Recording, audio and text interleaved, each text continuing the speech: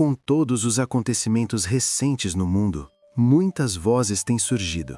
E até mesmo alguns comentaristas cristãos têm dito coisas como: estamos vendo o início da batalha de Gog e Magog. Essa é uma batalha apocalíptica que foi profetizada em Ezequiel, capítulos 38 e 39 no Antigo Testamento, e também em Apocalipse, capítulo 20, versículos 7 a 9.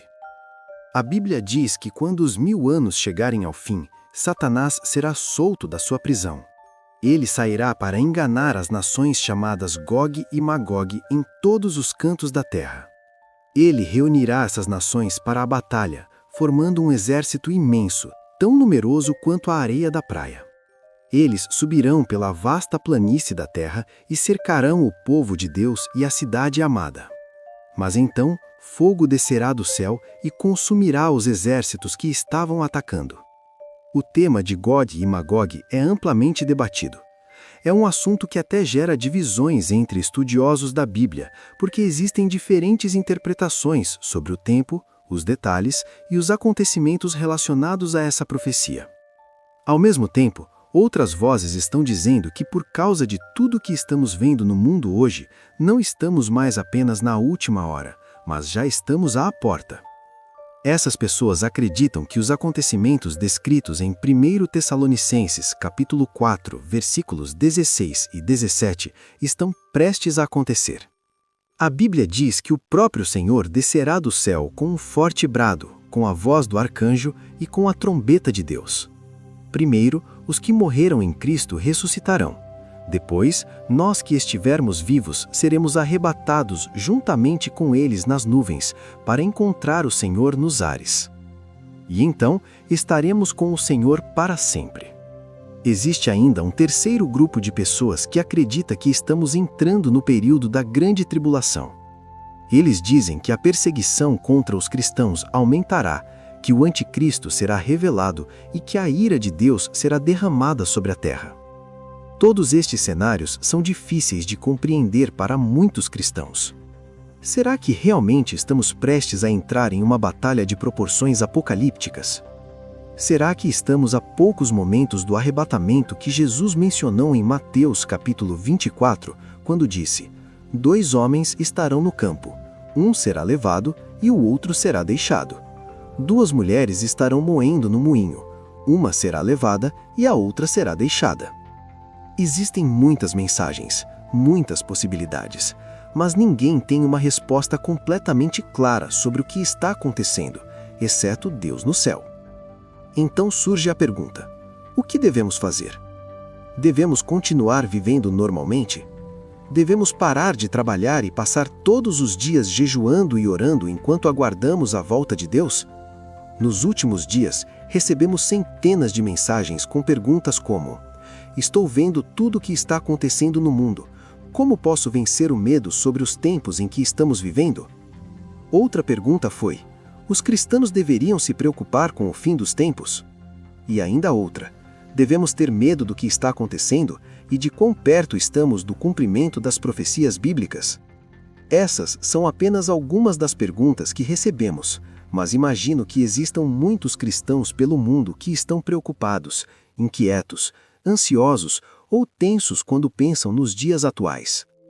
Antes de continuarmos, quero levar você de volta no tempo, até quando Jesus Cristo caminhava sobre a terra.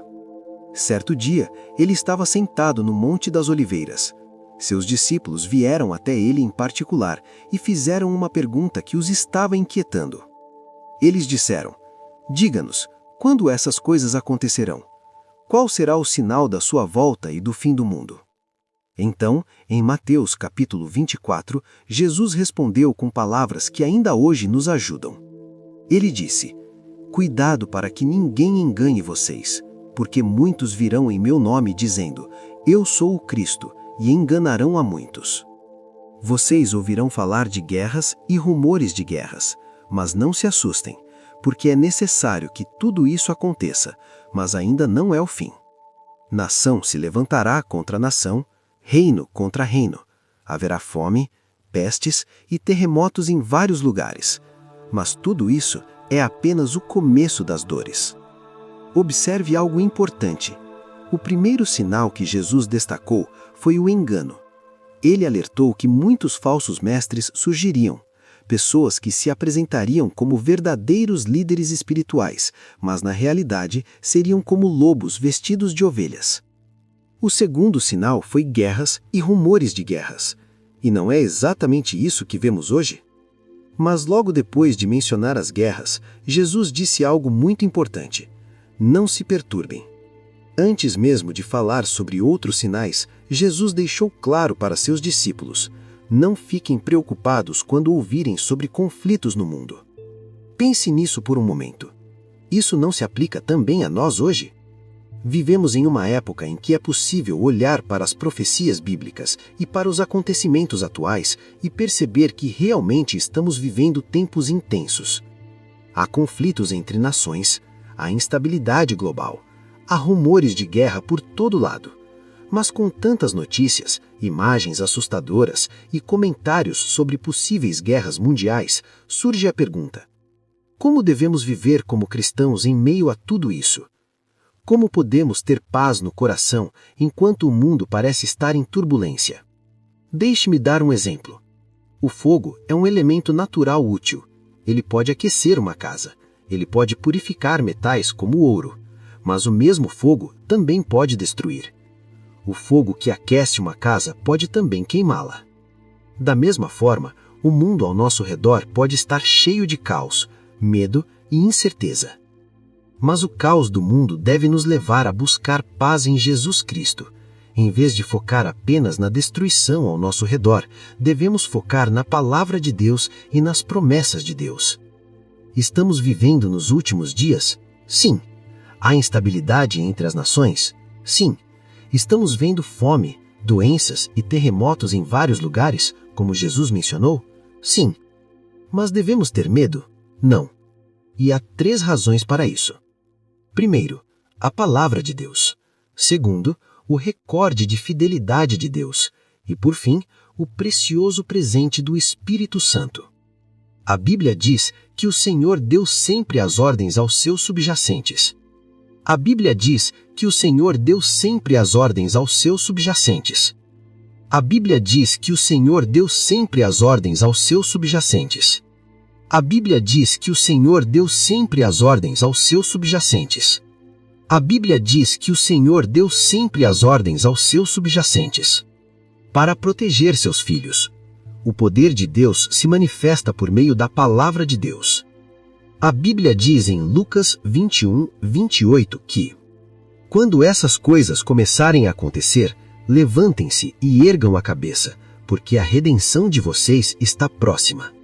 Em Mateus capítulo 6, Jesus também disse: não se preocupem com a vida de vocês. Olhem para as aves do céu. Elas não plantam, não colhem e não armazenam em celeiros, e ainda assim o Pai Celestial as alimenta. Agora pense, vocês não são muito mais valiosos do que as aves? Outra razão para termos paz é o histórico perfeito de Deus. Ao longo da Bíblia, Deus sempre protegeu aqueles que confiaram em Deus. Quando o mundo estava cheio de maldade nos dias de Noé, Deus preservou Noé e sua família. Quando Sodoma e Gomorra foram destruídas, Deus salvou Ló. Quando o anjo da morte passou pelo Egito, Deus protegeu aqueles que confiaram em Deus. Quando os 3 jovens hebreus foram lançados na fornalha, Deus estava com eles. O Deus que servimos tem um histórico perfeito de proteção. Ele guarda, protege e preserva seus filhos. E por fim, nunca se esqueça do Espírito Santo. A Bíblia diz em Romanos 8, 26 que o Espírito Santo nos ajuda em nossa fraqueza. Às vezes nem sabemos como orar, mas o Espírito Santo intercede por nós com gemidos que palavras não podem expressar. E agora, vamos orar. Senhor, eu bendigo o teu santo nome e te louvo pela tua bondade. Obrigado pelas muitas bênçãos que o Senhor tem derramado sobre a minha vida. A tua palavra diz que o Senhor não nos deu espírito de medo. Por causa da tua palavra, eu não temerei. Se eu enfrentar situações difíceis, que eu não seja dominado pelo medo. Se o inimigo tentar usar o medo como arma, eu repreendo este espírito em nome de Jesus. obrigado pela tua palavra em Isaías 35, que diz: digam aos que têm o coração ansioso, sejam fortes, não tenham medo, o seu Deus virá e os salvará. Pai, nós recebemos a tua palavra. Não viveremos dominados pela ansiedade, não viveremos dominados pelo pânico, porque a mão do Deus Todo-Poderoso está sobre nós. Se Deus é por nós, quem será contra nós? A força para vencer o medo, a ansiedade e a preocupação vem de ti, Senhor.